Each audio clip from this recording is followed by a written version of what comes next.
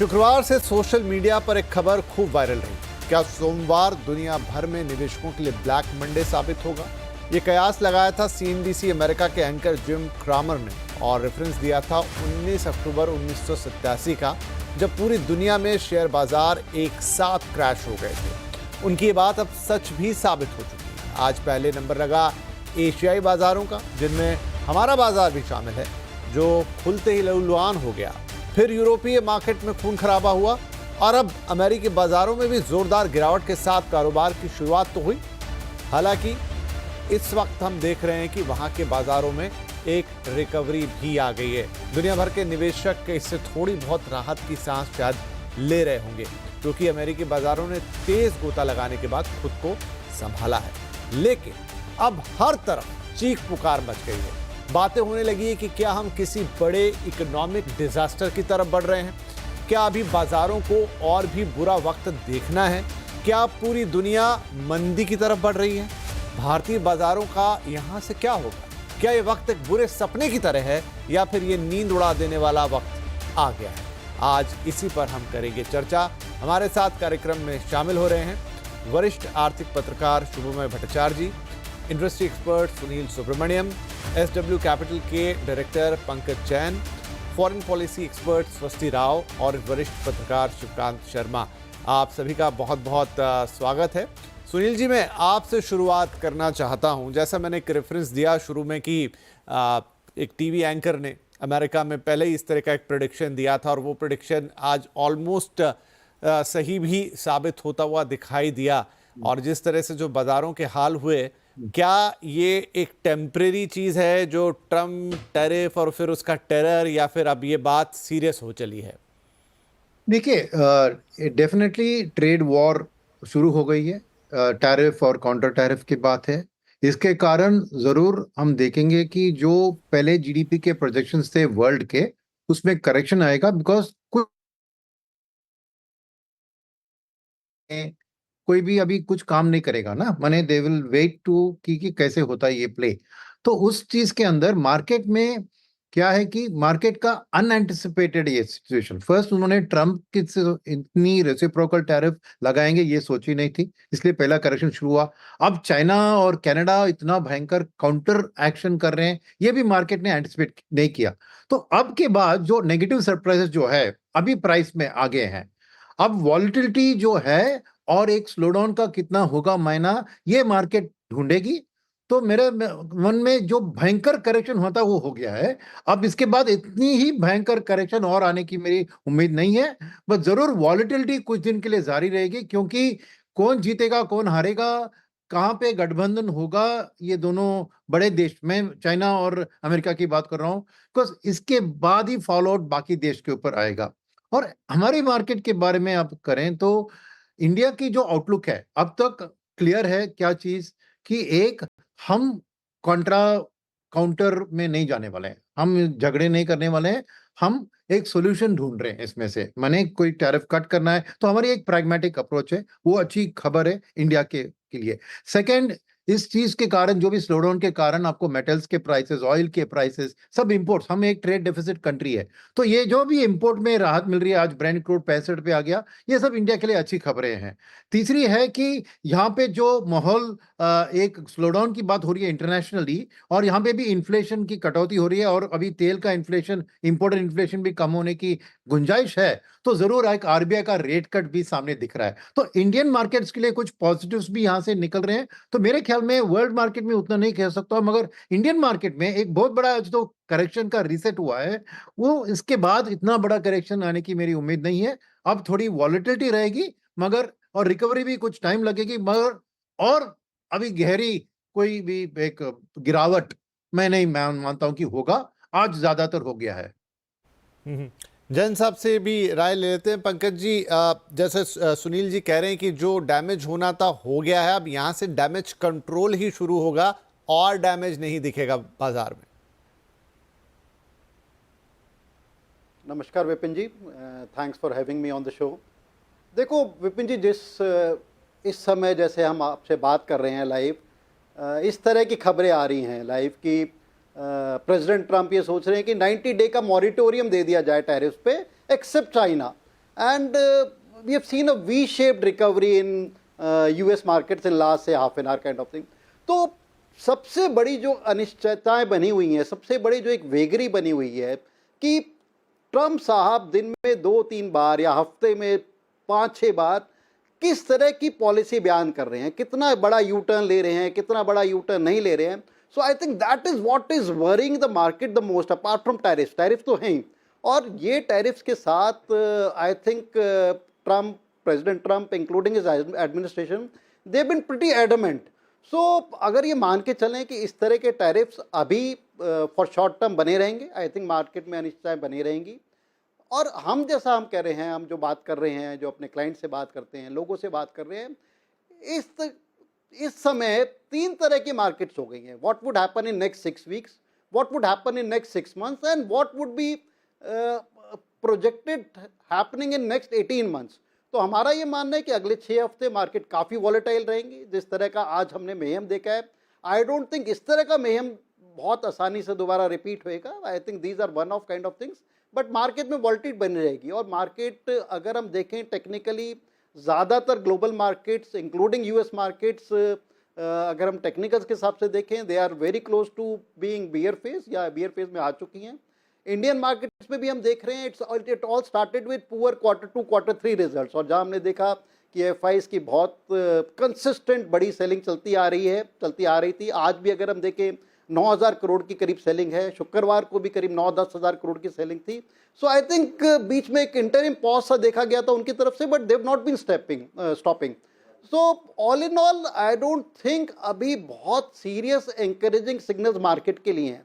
Market को पहले प्लेटू out होना पड़ेगा, टाइम वाइज एक करेक्शन, एक प्लेटू जोन में गुजरना पड़ेगा. क्या वो जोन 21,500 से लेके 23,000 निफ्टी में, I don't know. I think that could be a probable zone, but उसको कोई ऐसे डेफिनेट बेसिस पे नहीं कहा जा सकता. फिर Q4 के किस तरह के रिजल्ट्स आते हैं, क्या उसमें ग्रीन शूट देखने को मिलते हैं, नहीं मिलते हैं, किस तरह की कमेंट्री आती है, खास तौर से starting with technology stocks. I think जिस तरह की उसके साथ एक जो हमारे जो एक मेजर जो I would say resilient sectors थे, something like technology, pharma, even they have taken a dent.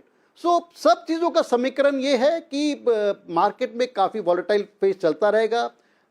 People will have to be very cautious, traders will have to be very cautious, और इन्वेस्टर्स, मेरे को लगता है people who have are still sitting with surplus, I think उनको एक quality stocks, quality sectors identify करने पड़ेंगे. बहुत मुश्किल काम नहीं है, मतलब to name few of the quality sectors, और उसमें हर मेजर डिप पे निबल करते रहे. 6 हफ्ते में हो सकता है दे में be sitting on losses of 5 to 7-8%, but on a 6 month basis, on a 18 month basis, I am very sure कि एक अच्छे रिटर्न, बहुत एग्जॉर्बिटेंट रिटर्न की बात ना करें जो वर्ष 2023 या 24 में मिले, बट एनी रिटर्न से between 15 to 30% I think would be a decent return. So ये एक समीकरण हैगा. एंड मेरे को लगता है कि मार्केट को अपार्ट फ्रॉम द टैरिफ्स, जो एक जिसे हम बोलते हैं president Trump tantrums, I think जिस तरह की बयान वो देते रहते हैं और बदलते रहते हैं, उससे बहुत अनिश्चित है. बिजनेस इस तरह नहीं चलते हैं, कंट्रीज इस तरह नहीं चलती हैं कि आप सुबह शाम अपने बयान बदलते रहे. तो एक कंसिस्टेंट पॉलिसी चाहिए, एंड लेट्स होप कहीं ना कहीं वो कंसिस्टेंसी कुछ हफ्तों बाद मार्केट्स को और ग्लोबली देखने को मिले हमारे. शुभमय, क्योंकि पूरा मामला पॉलिसीज से जुड़ा है और फिर उसके बाद अनकंसिस्टेंसी से, जो अभी पंकज जैन साहब ने कहा, और जिस तरह की अनकंसिस्टेंसी या जर्कीनेस या कितने भी इसके लिए अलग अलग विशेषण का इस्तेमाल किया जाए, डोनाल्ड ट्रंप साहब जिस पावर पे वो बैठे हुए हैं और जिसके साथ वो उसका इस्तेमाल कर रहे हैं. अभी का ही आप उदाहरण देख लीजिए, अमेरिकी बाज़ारों की बात कर रहे थे पंकज, वहाँ पर पहले एक शार्प फॉल, फिर एक शार्प राइज रिकवरी, और फिर से शार्प फॉल. वो बीच में खबरें चल गई कि पॉज हो सकता है, ये तमाम चीज़ें. तो डोनाल्ड ट्रंप को कैसे समझें? क्या वो ये चीज़, या तो वो इतने अनाड़ी हैं कि उनको पता नहीं है कि इसका क्या असर होगा, जो कि लगता नहीं है, या फिर वो जानबूझ के ऐसा कर रहे हैं कि मैं यही करूँगा, एग्जिट ठान के बैठ गए हैं, इसका नतीजा कुछ भी हो. क्योंकि अमेरिका जो देश है और वहाँ की जो चीज़ें हैं, उसका पूरी दुनिया पे कितना इम्पैक्ट पड़ता है, ये तो हम सब लोगों ने देख लिया. लेकिन ट्रंप के इस व्यवहार को कैसे समझे, और अगर ये कंटिन्यू रहा तो हमें ये कहाँ लेके जाके छोड़ेगा?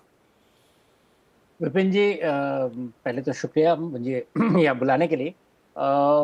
आप जो कह रहे थे कि ट्रम्प अनाड़ी हैं या समझदार हैं, पॉइंट यह है कि जितने बड़े जो लोग at a level of power में रहते हैं ना, उनको समझ में नहीं आता है ऑफन कि उन्होंने जो एक प्रक्रिया शुरू कर दिया है उसका फुल इफेक्ट क्या कहाँ तक जाके पहुंचेगा। ट्रम्प, ये मैं मानने के लिए तैयार नहीं हूं कि ट्रम्प को पता नहीं था कि इससे, आफ्टर ऑल वो 30 साल से ही is been in the market, उनको अच्छी तरह समझ में आता है कि मार्केट में इसका इफेक्ट आएगा। वो पहले भी बोल रहे थे, लेकिन उन्होंने भी अंदाज नहीं किया होगा कि इतना ज्यादा इफेक्ट आएगा मार्केट में। और ये इनके लिए मैं सरप्राइज नहीं, मैं नहीं मानता हूं कि सरप्राइजिंग नहीं था, सरप्राइज होगा। क्यों? क्योंकि there are so many moving parts global economy में कि किसी एक शख्स को इतना बड़ा चेंज लाकर उसके सारे बिंदु को समझना इम्पॉसिबल है। उन्होंने कोशिश किया है सोचने का कि भाई मैं ये पूरा चीज को मैं नहीं, इस तरह से एक प्लान किया है। उनका प्लान मोरलेस अभी भी शायद बरकरार है एंड मैं मानूंगा कि वो चल रहा है। लेकिन वो प्लान के अंदर में ये जो फ्लक्चुएशंस जैसे स्टॉक मार्केट का आज दिखा ग्लोबली, द राउट जो 2008 से भी ज्यादा था, इस तरह का राउट को फैक्टर इन करना इम्पॉसिबल है। और मैं भी सुन रहा था सुब्रमण्यम साहब बोल रहे थे, जैन साहब बोल रहे थे कि शायद ऐसा ज्यादा नहीं होगा। मैं नहीं मानता कि ऐसा नहीं हो सकता है। क्यों? क्योंकि इस चीज पर मार्केट्स अभी फिलहाल ये देख रहे हैं, एक आशा पर बैठे हुए हैं, कुछ कुछ बना रहे हैं कि शायद 90 डे का पॉज होगा, शायद कुछ डिस्कशंस होगी, बट इसको मैं बहुत अनस्टेबल इक्विलिब्रियम मानता हूँ। बहुत थिन लाइन ऑफ कॉन्फिडेंस है, कहीं भी टूट सकता है। और डोमिनो इफेक्ट, क्योंकि इतना ज्यादा लॉसेस ऑलरेडी हर मार्केट्स में इन्वेस्टर्स उठा चुके हैं कि उनके लिए फर्दर लॉसेस बहुत कैटेक्लिज्मिक होगा। अगला लॉसेस का रिस्क इसलिए आ रहा है कि अभी ये जो स्केल ऑफ लॉसेस हुआ है ये सिर्फ मार्केट में सीमित नहीं है।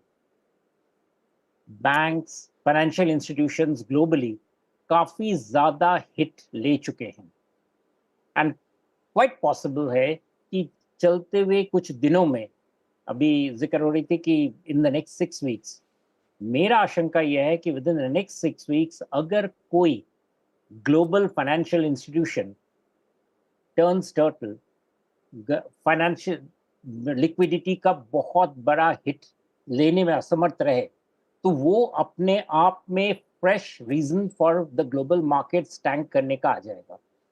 एंड फ्रैंकली उसको उस वक्त समझाने की, उसको उस वक्त हैंडल करने के लिए प्रॉब्लम यह है कि G20 का जो एक फ्रेमवर्क था, वो फ्रेमवर्क अभी हमारे सामने नहीं है, क्योंकि सारे कंट्रीज के साथ यूएसए का जो टैरिफ लेकर ये जो कठिन परिस्थिति यूएसए ने क्रिएट कर दिया है, इसके बाद अभी कोई भी कंट्री यूनिफाइड मूव लेने के लिए तैयार नहीं रहेंगे, सभी अपना प्रोटेक्शनिस्ट स्टेप्स लेंगे। इसीलिए अगर कोई फाइनेंशियल इंस्टीट्यूशन, एंड मैं सीरियसली कह रहा हूं कि कोई फाइनेंशियल इंस्टीट्यूशन ग्लोबली अगर लिक्विडिटी में रिस्क में अगर फंस जाए, उसका सेव करने का जो नॉर्मल प्रोसेस हम मान चुके हैं फ्रॉम 2008 ऑनवर्ड्स, वो अभी अनुपस्थित है। और वो सबसे बड़ा खतरा है मार्केट के लिए। मार्केट में ये डायरेक्टली, करेंसी मार्केट में अगर आप देखें तो दिस इज द प्रॉब्लम कि अगर वहां पे कोई, जिसे कहते हैं बैरियर्स, दिख नहीं रहा है कि कहाँ पे ये चीज मेल्ट डाउन, कहाँ पे जाके सेटल होगा, एक्सेप्ट फॉर द फैक्ट कि डॉलर राइज कर रहा है जो एक्सपेक्टेड था। बट ये रिस्क, जो कोलैटरल डैमेज जो तैयार हो रहा है, वो कोलैटरल डैमेज किस तरीके से मार्केट पर असर करेगा, उसके ऊपर मैं अभी इस वक्त नो बेट्स आर ऑन, कुछ भी हो सकता है एंड वो काफी ज्यादा पेनफुल करेक्शन होगा मार्केट्स के लिए। या विपिन जी दोबारा लौटेंगे, लेकिन अब थोड़ा ग्लोबल इकोनॉमिक सिचुएशन पर बात करते हैं।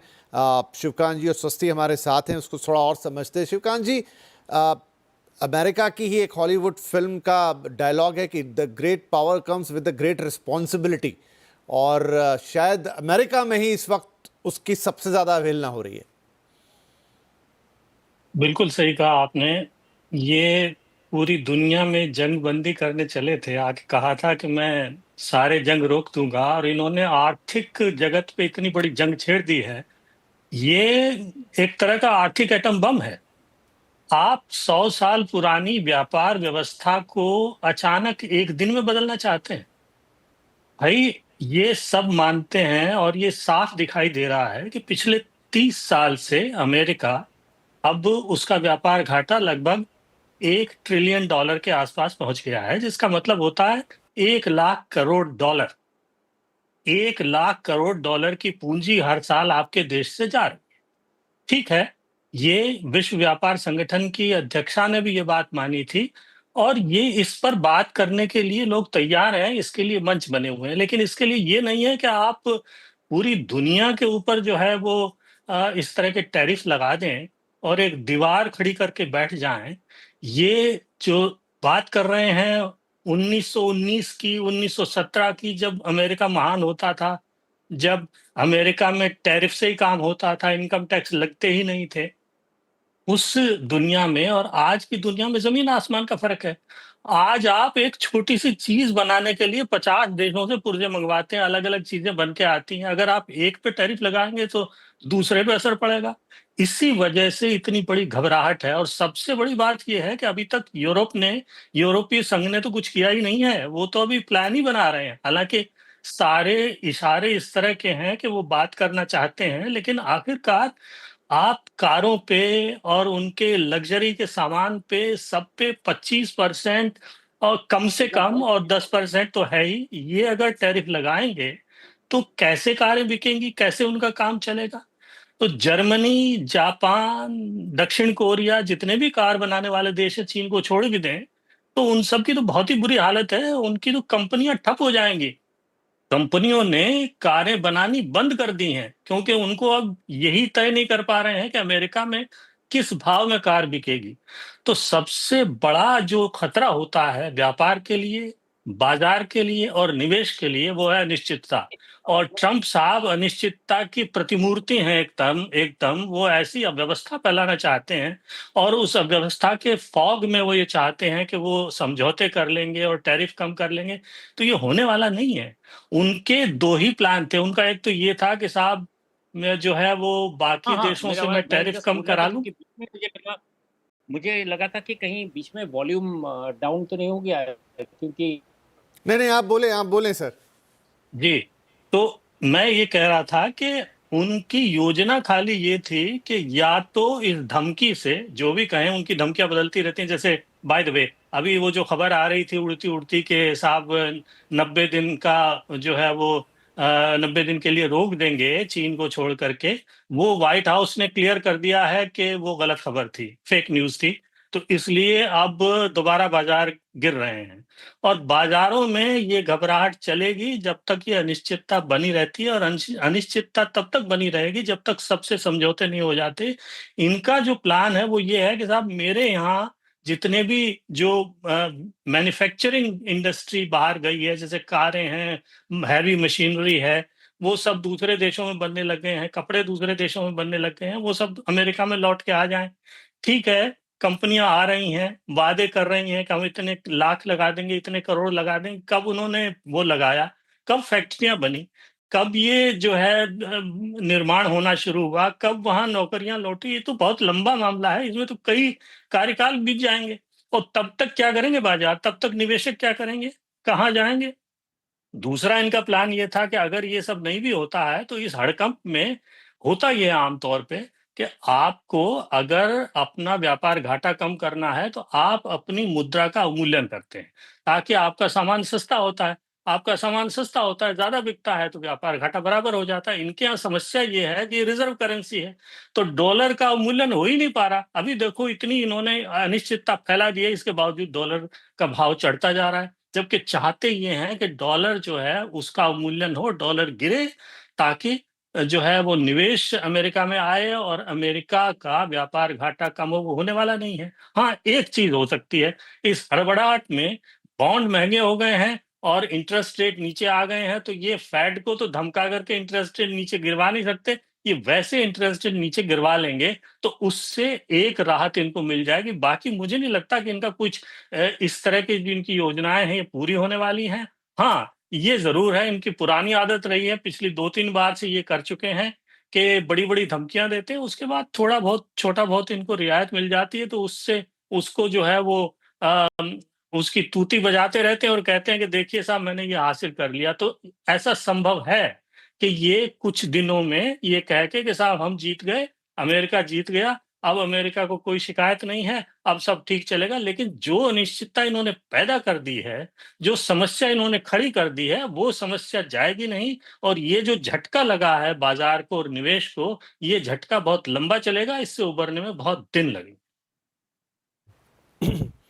स्वस्ति, क्या ये ट्रम्प साहब ने जो कर दिया है, और जैसा शिवकांत जी ने कहा कि अब कर तो दिया है, बाद में उसे पलटेंगे, घुमाएंगे, वो खबरें आज भी देखिए बहुत कुछ अभी चल रहा है अमेरिका के अंदर इस वक्त, काफ़ी अलग अलग तरह की खबरें आ रही हैं, कभी फेड की बैठक की, कभी इसकी, कभी उसकी, और फिर व्हाइट हाउस से कुछ क्लैरिफिकेशंस आ रहे हैं। मतलब घोर कन्फ्यूजन की स्थिति वहाँ पर भी है, और वही कन्फ्यूजन अब उन्होंने पूरी दुनिया में फैला दिया है। तो जब अमेरिका में कोई नीति बनती है, कोई रणनीति बनती है, तो जितना हम यहाँ देखते हैं कि भाई एक ऐसा नहीं है कि राष्ट्रपति बिल्कुल सर्वे सर्वा है, उसके पास बहुत अधिकार हैं, लेकिन एक पूरी कैबिनेट है, तमाम सलाहकार हैं, फिर सदन है। क्या इतना आसान है कि वो अपनी नीतियों को इस तरीके से पूरी दुनिया पे थोप के हाहाकार मचा रहे हैं, और अमेरिका में इस चीज़ का अंदाज़ा किसी को भी नहीं है? जी, तो देखिए पहली बात तो ये है कि ऐसा सच में लगता है कि हम एक बहुत ही इर्रेशनल दुनिया में रह रहे हैं, क्योंकि जो भी चीज कॉस्ट बेनिफिट एनालिसिस में रैशनल मालूम पड़ती है, बहुत सारे जो ये लीडर्स हैं वो उसका ठीक विपरीत करते दिखाई पड़ते हैं। तो अमेरिका में अब जैसे डोनाल्ड ट्रम्प ने हाहाकार मचाया है, उसके पास उनका जो हथियार है उसको एग्जीक्यूटिव ऑर्डर कहते हैं। तो इस एग्जीक्यूटिव ऑर्डर से, हालांकि अभी ये लागू नहीं हुए हैं, लेकिन जैसा कि सारे ही पैनलिस्ट ने समझाया कि इससे जो नुकसान होता है वो स्पेक्युलेटिव होता है, क्योंकि जो इंटरकनेक्टेड नेचर है ग्लोबल इकोनॉमी का वो उसको झेल नहीं पाता। लेकिन एक दो चीजों पर देखिए अभी बात नहीं हुई है जो मेरे ख्याल है बहुत लोग समझते नहीं है। बाजार कैसे काम करता है, कैसे आज या 2 घंटे बाद करेगा, वो एक अलग बात है। पहले तो ये समझें कि जो इन्होंने ये टैरिफ्स लगाए हैं, इसका अमेरिकन इकोनॉमी से सीधा सीधा कुछ लेना देना है भी या नहीं। देखिए अगर 1.2 ट्रिलियन डॉलर का डेफिसिट है अमेरिका का, तो अमेरिका दुनिया का सबसे रिच अमीर देश कैसे है? वो इसलिए भी है क्योंकि यही जो बड़ा ट्रेड डेफिसिट है, जिससे सबसे बड़ा ट्रेडिंग पार्टनर मतलब है बहुत सारे देशों के लिए, और ये इसी वजह से ये इस डेफिसिट को फाइनेंस कर सकते हैं, क्योंकि ये उसके बाद मनी को बोरो कर सकते हैं। फॉरेन लेंडर्स और जो फॉरेन इन्वेस्टमेंट है वो यूएस के एसेट्स में, जो उनके बॉन्ड्स हैं एक्सेट्रा, उनमें उसी विश्वसनीयता की वजह से पैसे इन्वेस्ट करते हैं। और अभी जो इन्होंने किया है वो ये किया है कि ट्रेड डेफिसिट का हथियार बना के उन्होंने कहा है कि हम टैरिफ लगाएंगे, और जिस फॉर्मूले से टैरिफ लगाया है उस फॉर्मूले का भी यथास्थित मतलब ऑब्जेक्टिविटी से कोई लेना देना नहीं है। जो फॉर्मूला था वो हमें ट्रेड इम्बैलेंस बता रहा था। ट्रेड इम्बैलेंस जो है वो इकोनॉमिक रिलेशंस का एक मैं कहूंगी कि एक पार्ट होता है, क्योंकि the reasons for trade imbalance different हो सकते हैं। अमेरिका का चाइना से ट्रेड डेफिसिट क्यों है, और अमेरिका का बांग्लादेश से ट्रेड डेफिसिट क्यों है, अमेरिका का इंडिया से ट्रेड डेफिसिट क्यों है, इन सबके कारण अलग अलग हैं।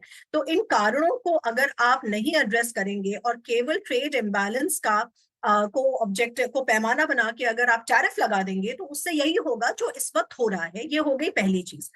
दूसरी चीज ये कि जितने इरेशनल तरीके से ये टैरिफ्स लगाए गए हैं, मैं तो कहती हूँ कि भारत का इसमें रुख बहुत अभी तक सही रहा है, और यूरोपियन यूनियन का भी रुख बहुत सही रहा है। चाइना को छोड़कर अभी तक कोई ऐसा देश नहीं है जिसने पूरी तरह से इसको रेसिप्रोकेट किया हो, और ये अच्छी बात है क्योंकि सबको इस वक्त थोड़ी सर्टेनिटी की जरूरत है।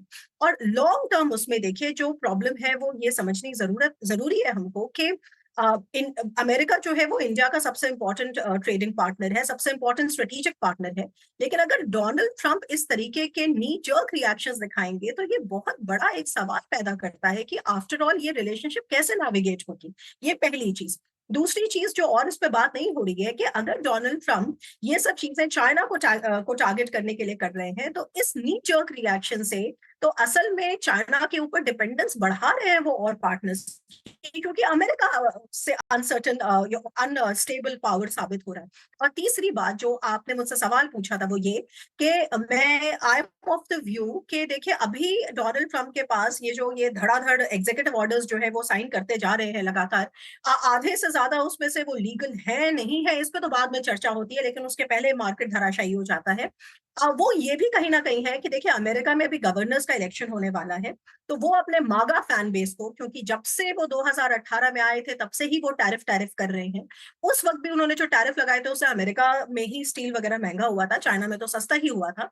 इस बार भी जब उन्होंने कैंपेनिंग करी थी तो उन्होंने बहुत बड़े बड़े आंकड़ों को कहा था कि हम 100% लगाएंगे, 60% लगाएंगे। अब जाके फाइनली लगाया तो थोड़ा कम लगाया है, लेकिन नॉनदलेस अभी जब मिड टर्म इलेक्शंस होंगे अमेरिका में तो मुझे नहीं लगता कि उनकी नीतियों की वजह से दोनों हाउसेस में उनकी मेजोरिटी रहेगी। और असल में हमको भी थोड़ा स्ट्रेटेजिक पेशेंस की जरूरत है और देखने की कि असल में ये कब तक ये इस तरह का बिहेवियर दिखा सकते हैं जो पूरी तरह से नी जर्क है, इरैशनल है और इकोनॉमिक लॉजिक पर बेस्ड ही नहीं है। बाकी सब बातें और पैनलिस्ट कर चुके हैं, तो मैं अपनी बात को विराम दूंगी।